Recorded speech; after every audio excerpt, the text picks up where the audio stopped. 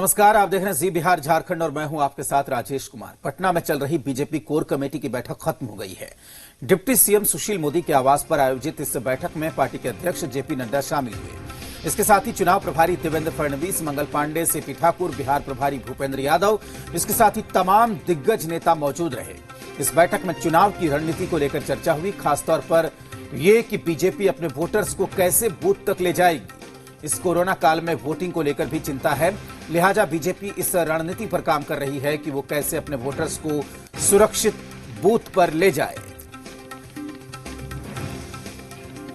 किस तरह की रही मुख्यमंत्री जी से? बहुत अच्छी बैठक रही। हमेशा हम लोग मिलते रहते हैं और आज भी मैं मिला हूं उनसे। सीट बंटवारे को लेकर कुछ बात हुई?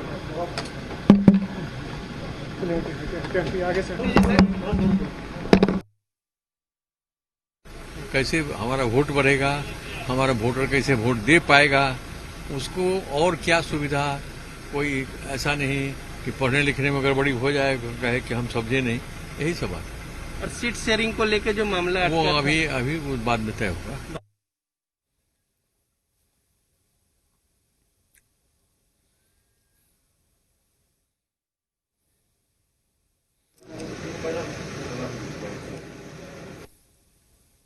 याद रखिएगा, ये जो उंगली है ना, ये बहुत महत्वपूर्ण। बीजेपी के राष्ट्रीय अध्यक्ष जेपी नड्डा दरभंगा पहुंचे। दरभंगा में आयोजित एक कार्यक्रम के दौरान जेपी नड्डा ने एक बयान दिया जो सीधे जनता के लिए एक मैसेज था। मैसेज कुछ इस तरह था कि इस बात को समझिए, यह अंगुली बहुत मायने रखती है। जब आपकी उंगली कमल का बटन दबाती है तभी नागरिक उड्डयन मंत्री का दौरा होता है। इधर उधर दब गया तो कोई नहीं पूछेगा। अब जनता को समझना चाहिए कि इस मैसेज से उन्होंने क्या सीखा, और जनता जो सीखेगी वो चुनाव के बाद आए परिणाम से पता चल जाएगा।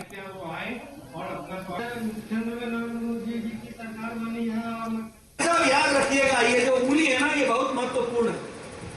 ये कमल पर दबती है तो उड़ान मंत्री पहुंचता है। ये बात समझिए। इधर उधर दब गई ना तो फाने राम और ढाने राम, तो फिर समझते हैं ना क्या होता है। फिर वही फिर पूछिए हमारे। नड्डा के बयान पर सियासत तेज हो गई है। पटना एयरपोर्ट पर केंद्रीय नागरिक उड्डयन मंत्री ने इस बयान पर कुछ भी बोलने से मना कर दिया, तो जेडीयू और कांग्रेस ने इसे अपने अपने चश्मे से देखा।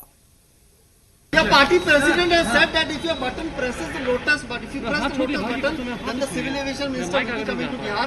But if you press some other button, then no one will be. नहीं, ऐसा है, पता नहीं किसने क्या कहा है। अभी तो बटन प्रेस करने का समय नहीं है, मैं आ गया हूँ, पहले ही आ गया हूँ।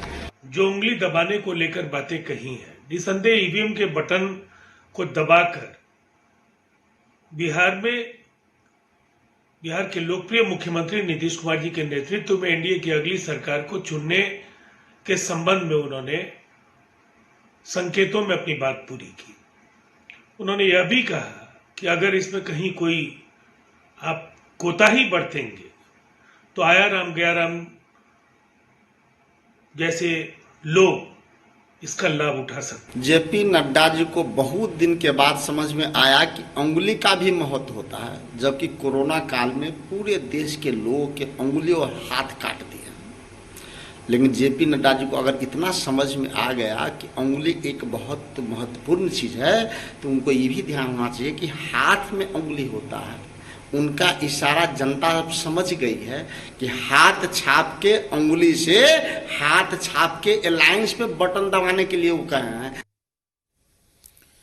चुनाव की तैयारियों को लेकर बीजेपी अध्यक्ष जेपी नड्डा 2 दिनों के दौरे पर बिहार आए हैं। दौरे के दूसरे दिन जेपी नड्डा ने बीजेपी के चुनावी एजेंडे की रणनीति का विस्तार किया। शुरुआत पटन देवी के दर्शन से की और आत्मनिर्भर बिहार बनाने का आह्वान कर रथ को रवाना किया। इस दौरान नड्डा ने केंद्र की मदद से बिहार के विकास की गाथा सुनाई।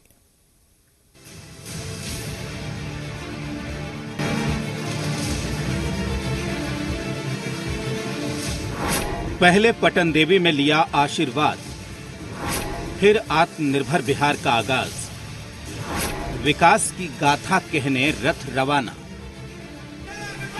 बिहार चुनाव की तैयारियों के सिलसिले में बीजेपी अध्यक्ष नड्डा बिहार दौरे पर आए। दौरे के दूसरे दिन सबसे पहले बड़ी पटन देवी के दर्शन करने पहुंचे।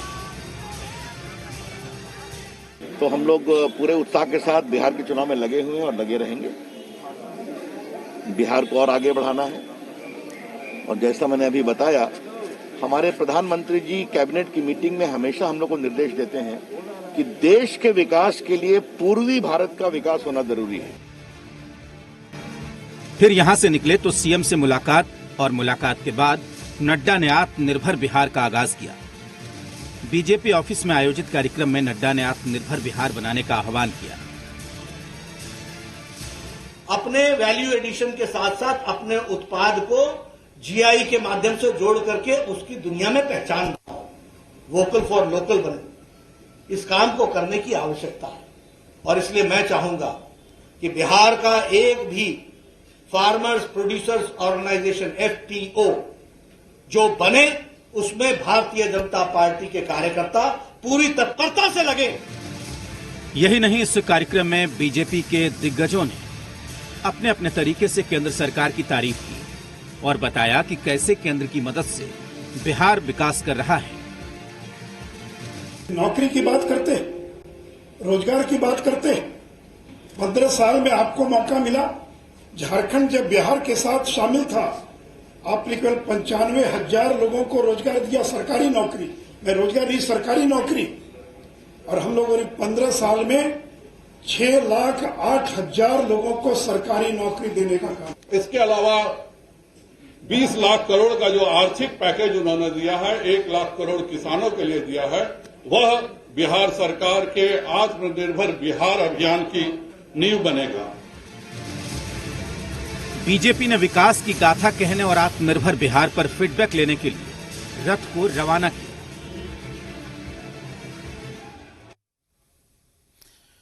एक तरफ बीजेपी आत्मनिर्भर बिहार अभियान के जरिए चुनावी वैतरणी पार करना चाहती है, तो दूसरी तरफ बीजेपी का ये कैंपेन आरजेडी के निशाने पर आ गया है।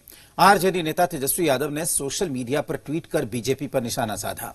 तेजस्वी ने लिखा है कि बीजेपी ने आत्मनिर्भर बिहार के बारे में बात की। कितना हास्यास्पद बयान और कैंपेन है। मैं उनको ये सलाह देना चाहूंगा कि बिहार में बीजेपी तो पहले आत्मनिर्भर हो जाए। 24 साल से उधार के चेहरे पर निर्भर है।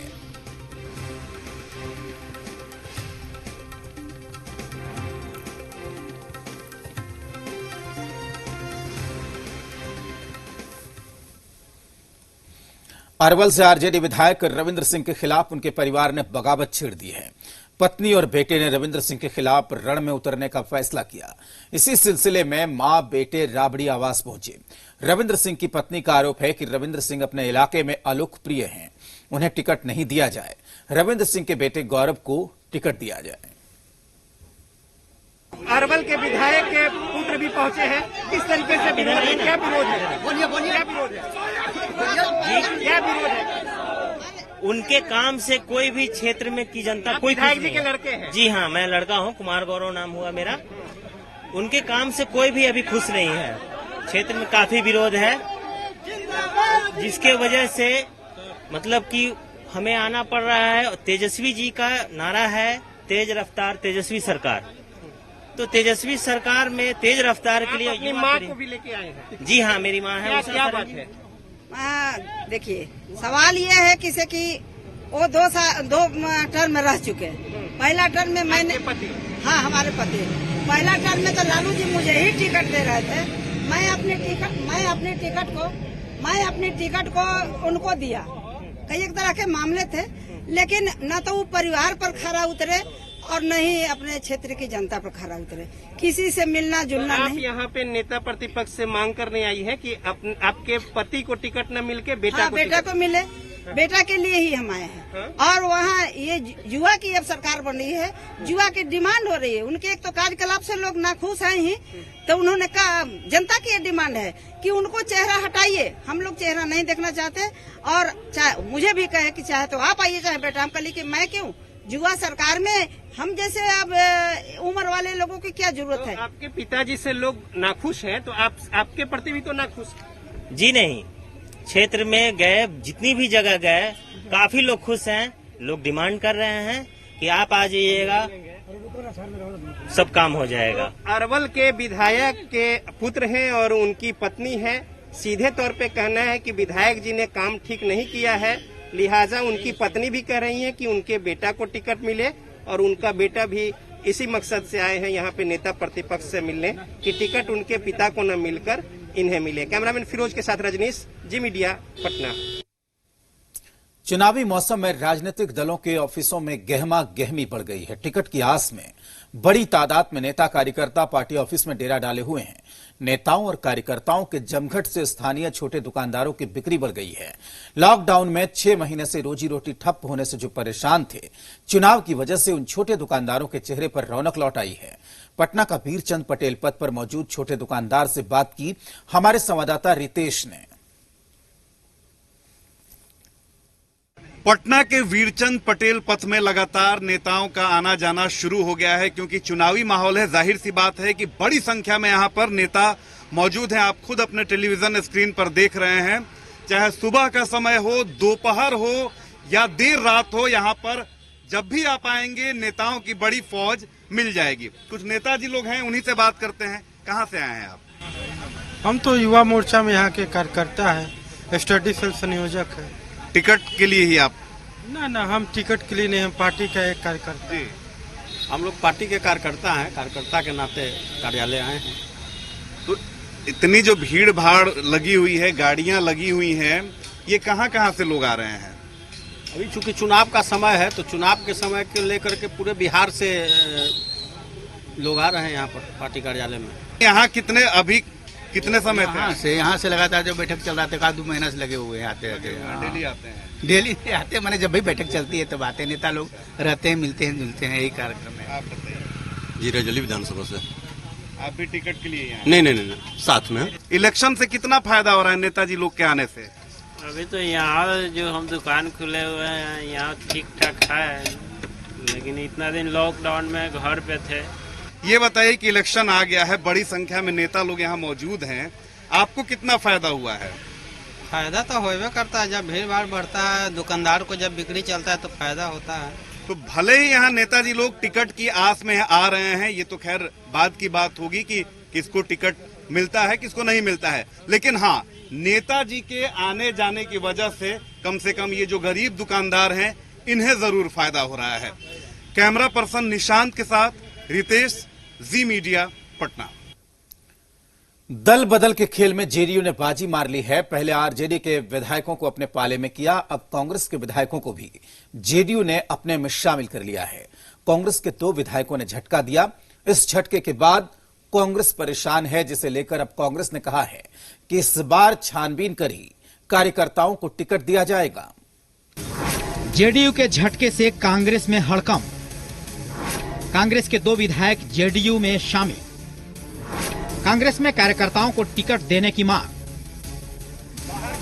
दल बदल के खेल में जेडीयू ने बाजी मार रखी है।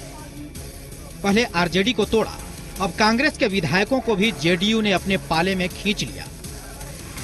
शुक्रवार को कांग्रेस के 2 विधायक जेडीयू में शामिल हो गए। जेडीयू के इस झटके से कांग्रेस में हड़कंप मच गया।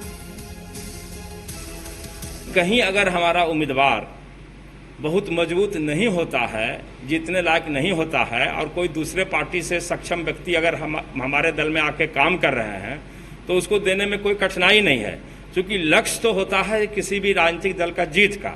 लेकिन हम किसी वर्कर को कुर्बानी दे करके ये नहीं चाहते हैं कि दूसरे दल से आए लोगों को हम तवज्जो दें। मेरा मानना है कि अगर हम अपने पार्टी में जो प्रतिबद्ध कार्यकर्ता हैं, पार्टी से जुड़े लोग हैं, वफादार हैं संगठन के प्रति, अपने दल के लिए काम करते रहे हैं, अगर ऐसे लोगों को हम लोग संगठन में, विधायिका में प्रत्याशी बनाएं, तो कभी पार्टी छोड़ के कोई नहीं जाता। कांग्रेसी कभी नहीं जाएगा।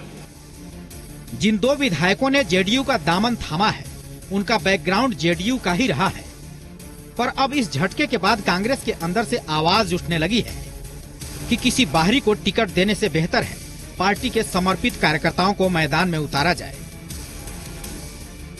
और जेडीयू अगर इतना कमजोर अपने को महसूस करता है कि 15 साल के काम काज से उनको अपनी पर संतुष्टि नहीं है, तो कांग्रेस के अगर सोचते हैं मजबूत लोग आवे उनके पास, तो हम क्या कर सकते हैं?